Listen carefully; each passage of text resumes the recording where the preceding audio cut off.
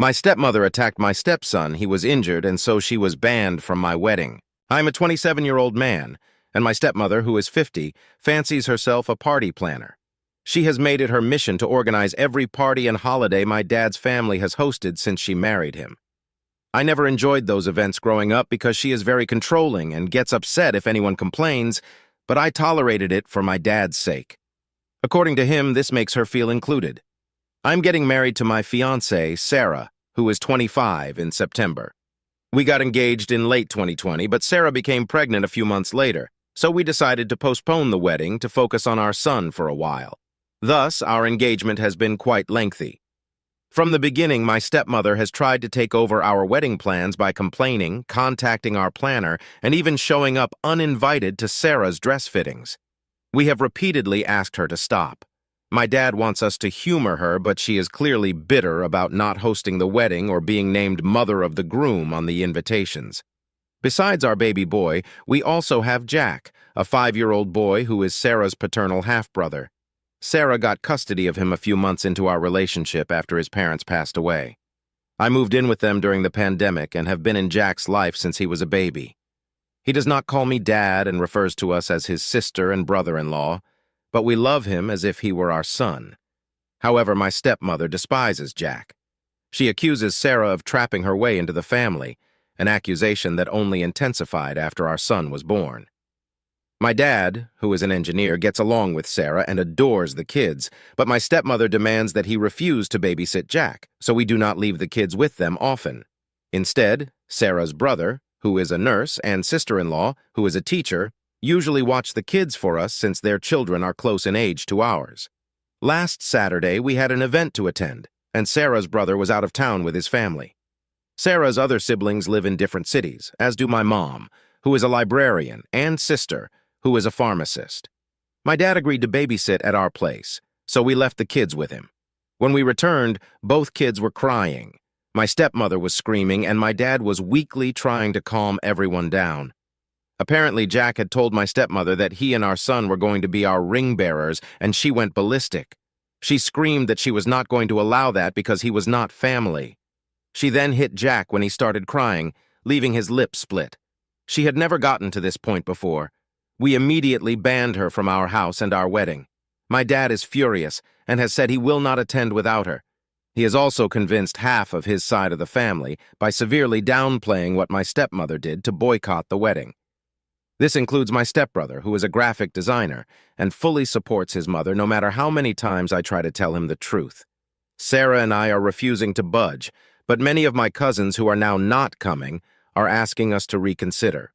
Pretty much all of Sarah's family agrees with us, but one of her aunts, who is a journalist, suggested that maybe my stepmother is acting out because she does not feel welcomed by my family. I have honestly had it with my family enabling her behavior. I love my dad and really want him at my wedding, but I am more than willing to go no contact if it means protecting my family. We did press charges. We took Jack to the pediatrician the next day and gathered every piece of evidence we had. Not only did we have pictures of Jack's face, but by some miraculous strike of luck, we also had nanny cam footage. Some commenters were right to assume that my stepmom had not been invited to our house, but my dad has not really gone anywhere without her in years. We took precautions for years, not expecting her to do something this awful, but we never trusted her with the kids. The physical attack happened off camera, but there is footage of her screaming and Luke crying before and after the event. She now has a child abuse charge on her record, and we wouldn't let her get away with this. Luke is okay. We visited the pediatrician the day after the incident. He already had a counselor because Jane was traumatized when her dad and stepmom died and was worried it would affect him. We will continue treatment and have been giving him extra hugs and attention. He is still upset but is already doing much better. We are going no contact with my dad and stepmom. We haven't spoken to them since the incident, and I don't plan on reaching out. Any communication is handled by my younger sister, who is on our side but remains in low contact with them. We will forgive what is apologized for but never forget. If dad or stepmom ever truly understand what they did wrong and sincerely apologize, we are willing to forgive them. But we will never ignore or let them forget what they did. Neither of them will be allowed near Luke, our baby, or any future children, even if we do forgive them. As for the rest of my family, I read comments suggesting that I post pictures of Luke's face and the nanny cam footage. I'm not very active on social media, and I don't feel comfortable exposing my injured preschooler like that, especially since nothing on the internet truly goes away. I decided not to share the pictures with my family unless absolutely necessary. Most of my family adores my dad, but isn't very fond of my stepmom. She had 2 failed marriages before meeting my father, the first of which resulted in my stepbrother, and she cheated on her then-girlfriend to be with my dad. My family loved that girlfriend and disliked my stepmom from the start. Not only has she been controlling and manipulative since the beginning, but she's also tried to force her way into the family matriarch role by any means possible. Taking over planning duties for every family event was her favorite way to do it because of the attention and compliments that came with it. The main reason I hated these parties growing up was because she would always find a way to make everything about her, including Christmas and mine and my sister's birthdays. The rest of the family felt neutral about it, but they never liked her. With Luke, it was different.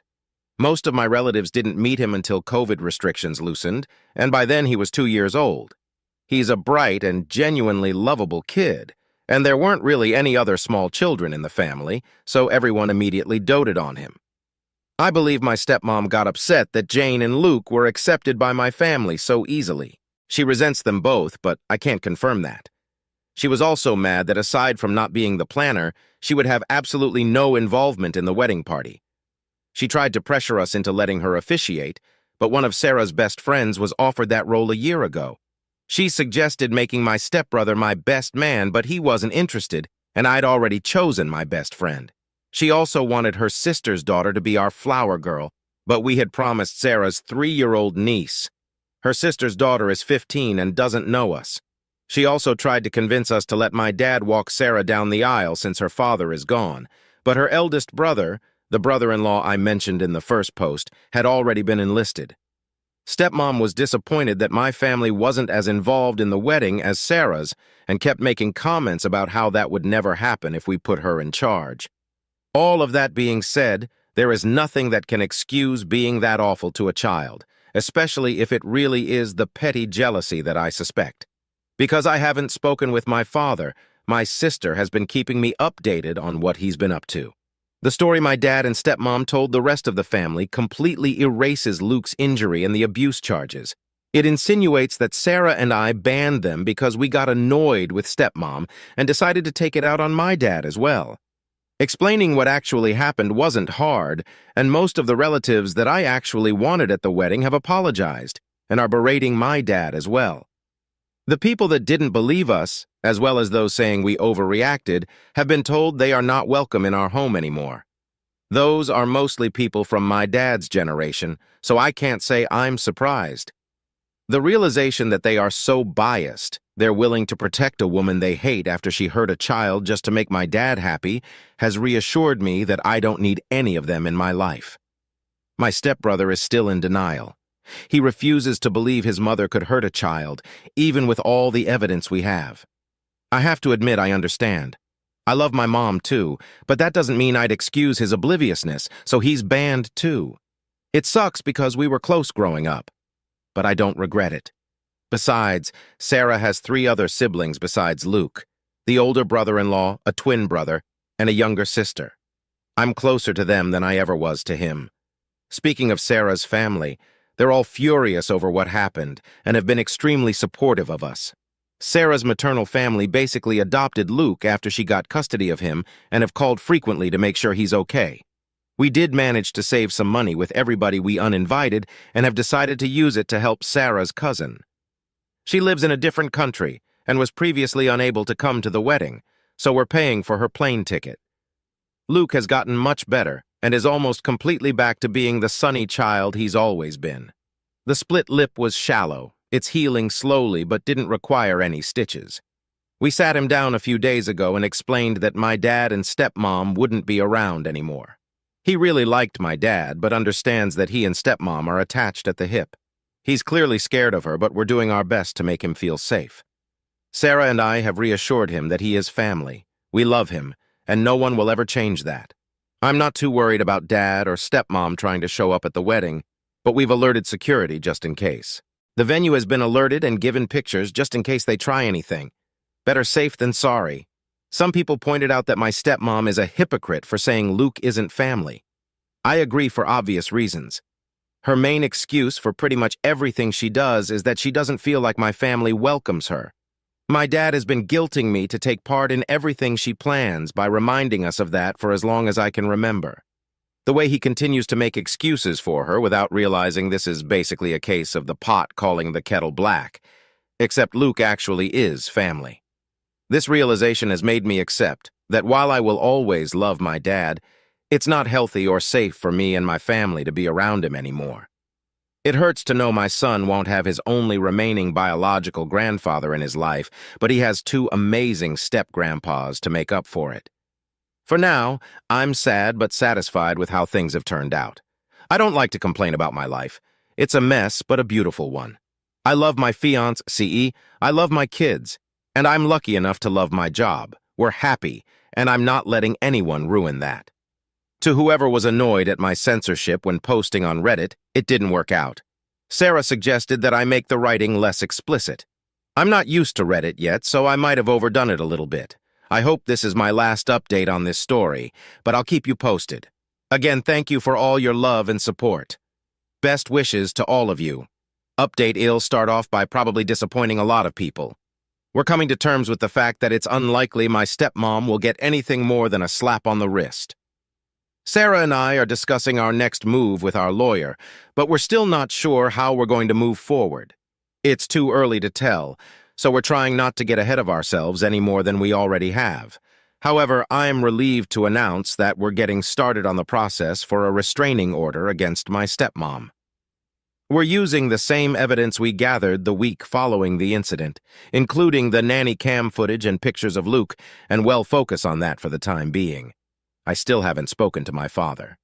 My sister is still in low contact but is seriously considering cutting ties with him.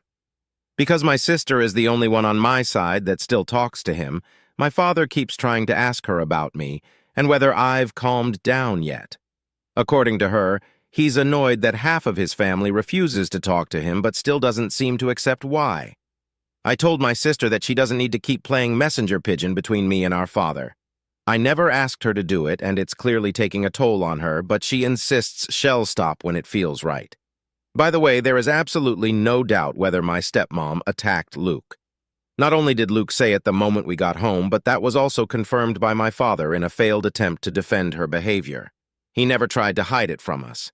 That and the fact that he gave Luke an ice bag is literally the only positive thing I can say about his actions. My stepmom was too busy screaming about how much of a whining brat Luke was being to deny it. For those who guessed my stepmom is younger than my dad, you get an invisible cookie. She's also 2 years younger than his previous girlfriend. They got together when I was around 14. Also, my stepbrother is only a year older than me. She turns 51 later this year, had him at 23, and married his father a year later. Both our kids are doing mostly okay. Luke is back to running around the house in his Superman costume whenever he doesn't have anything better to do. Luke had a few nightmares this past week and has asked to sleep in our bed twice. We don't mention my father around him, and he's still seeing his counselor. Our 18-month-old son has learned 2 new words, hi and bye, and Luke is trying to teach him to say his name. Sarah's sister, who moved away for college, is coming over for a couple of days to celebrate her 23rd birthday later this month. Luke is excited to see her, and Sarah is excited to get drunk with her. Can't say I blame her. We're hoping her presence will cheer us all up. I'm not doing so well, and neither is Sarah. She's usually the kind of person who tries to keep her negative emotions to herself, but she cried herself to sleep almost every night the week it happened. It breaks my heart to see her like that, and I can't help but feel like this is my fault. There's a part of me trying to tell me I had no way of knowing stepmom would do anything like that, but that doesn't really change anything. I allowed my father near my kids unsupervised, even though I knew she'd probably tag along. This is the guiltiest I've ever felt, and I don't think I'll ever forgive myself. Sarah has been improving lately and is trying to convince me to see a therapist. I've never really done that before, apart from a psychiatrist when I was younger, but now feels like a good time to give it a try. I was surprised by a few messages this week from people telling me to forgive my father and stepmom as well as re-invite them to the wedding. That's not happening. In fact, I'm not willing to ever forgive stepmom. My dad is now degraded to a huge maybe, but I will never understand or forget what she did. Also, though the wedding is the last thing on our minds right now, we're not postponing it. We considered rescheduling, but the date we settled on is pretty much the only one that works for our guests. We have passwords with all our vendors and gave them all clear instructions not to talk to anyone but us. Sarah's family is bigger and closer to each other, which is why they're more involved in the wedding than mine, but I do have family participating. My sister is one of the bridesmaids, 2 of my cousins are groomsmen, and my mom is walking down the aisle with a wedding party. Going through all of this with Sarah has made me understand even more just how much I love this woman. I couldn't ask for a better partner to start a family with, and I have no idea what I'd do without her. This didn't tear us apart, and I couldn't be more thankful. I probably won't make any more updates until after the wedding unless something big happens in the meantime. As always, best wishes to all of you. Update.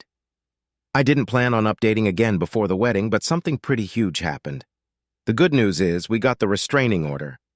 The bad news is Sarah and I had to see both stepmom and my father at the court hearing. This was our first time seeing them since we kicked them out of our house over 3 months ago, and neither of us were looking forward to it. We left the kids with Sarah's brother and sister-in-law, so at least Luke didn't have to see them. The hearing itself went a lot quicker than I expected. I'll give credit where it's due. My father was at the very least smart enough to understand there was no way they were winning this. There was a lot of evidence against them. Not only did we have the nanny cam footage and Luke's pictures and medical records, but my sister had also gathered every text and email stepmom had sent her and the family about what happened, and stepmom hates speaking on the phone, so there were a lot of those. They didn't even bother to get an attorney for the hearing. The judge granted us a protection order against my stepmom. She's not allowed within 300 feet of us or our property anymore. We're changing all our locks this week, and I'm thinking about changing my phone number as well. I have to admit, the moment we left the courthouse was the safest I'd felt since this whole ordeal started. Sarah was close to tearing up with joy when we got to the car. We picked up the kids and went to McDonald's with Bill and his family to celebrate. Hours later, my father called me.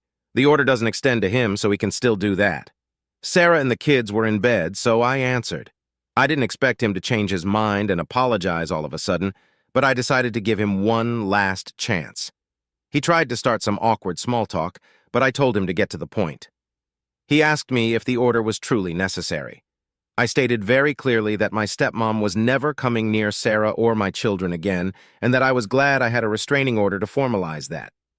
Every excuse he had for my stepmom was pretty easy to shut down. But she only hit him once. Yep, and that's enough for me. The kids need their grandma. She's not their grandma. Mom is. She's my wife. You need to respect her. She attacked Luke. She disrespected my family in my own house. I don't owe her anything, least of all my respect. He then went on a rant about family, how much of a godsend my stepmom was, and everything she'd done for me and my sister since she came into our lives.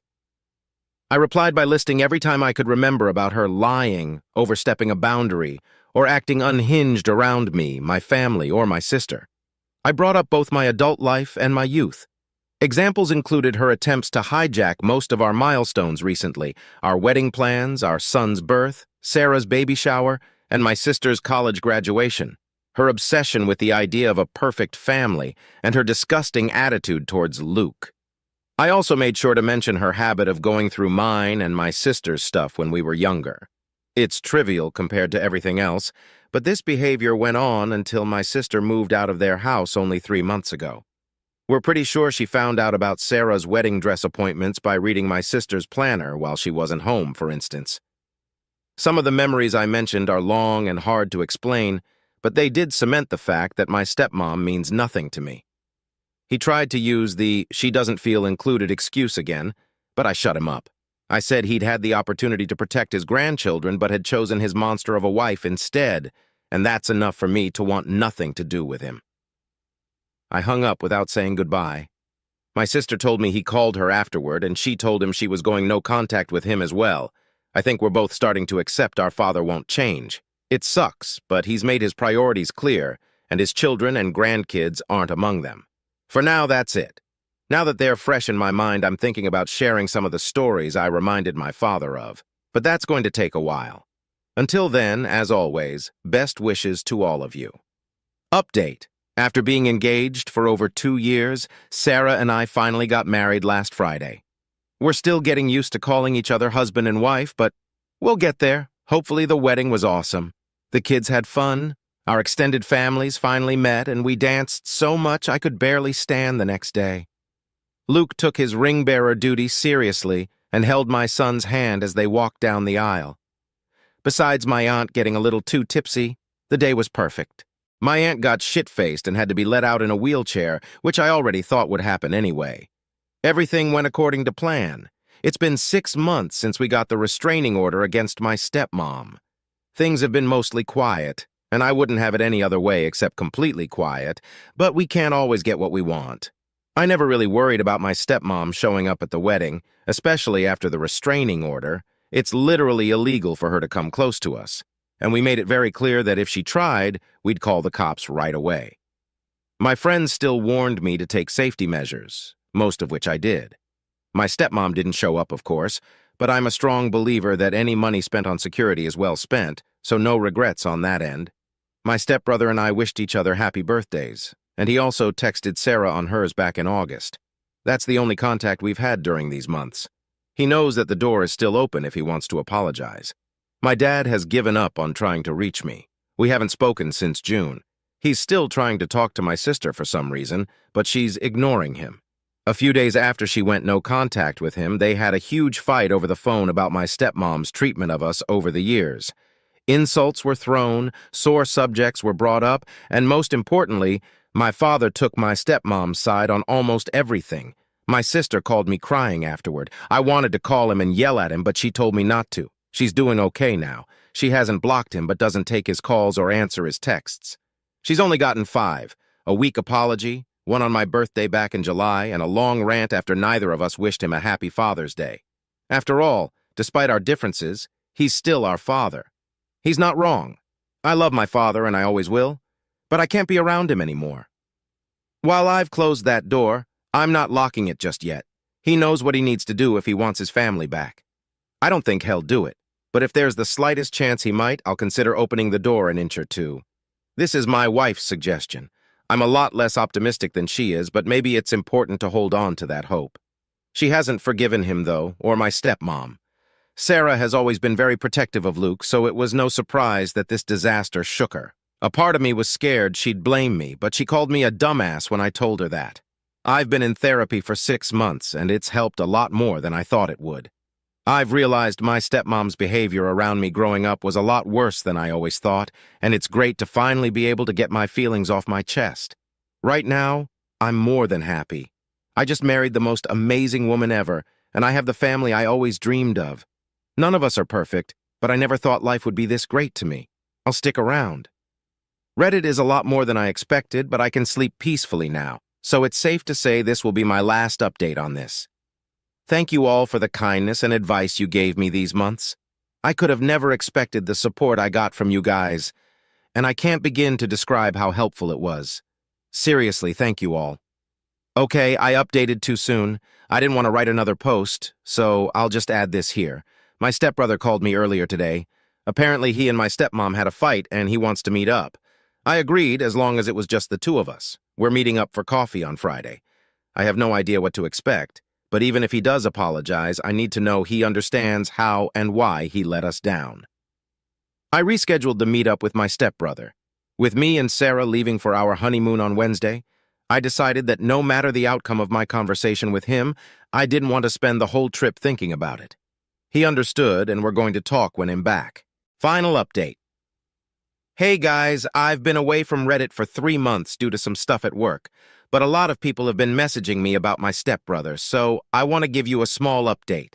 I've been busy and tired these days, so I might gloss over some details. Feel free to ask me anything. I first met my stepbrother for coffee back in October. He'd had a fight with my stepmom, and the restraining order was brought up. She'd lied to him about some details, accusing Luke of picking on my baby, bad-mouthing Sarah, and more. But this time, he managed to force her to tell him the truth. My stepbrother started to reevaluate his relationship with his mother after talking to his therapist and his friends about it, as well as the way she'd raised him. He finally accepted I wasn't exaggerating about what she did to Luke. He wanted to talk to me back in August, but didn't want to distract me and Sarah from the wedding. My stepbrother and I have spent the last 6 months working on rebuilding our relationship. We've been meeting for coffee or lunch and discussing his mother and what she did to our lives and my kids. Sarah started joining us in November, and the kids saw him again for the first time 3 weeks ago. Things were awkward between us for a while, but we're good now. He's also making amends with my sister. In December, he completely cut contact with my stepmom. Sarah and the kids are doing amazing. Luke turned 6 in November, and our baby will be 2 in early March. We're spending the holidays with Sarah's family in Brazil, while my stepbrother stays with his girlfriend. Things are great, that's all. I'm signing off for now. I'll let you know if anything happens.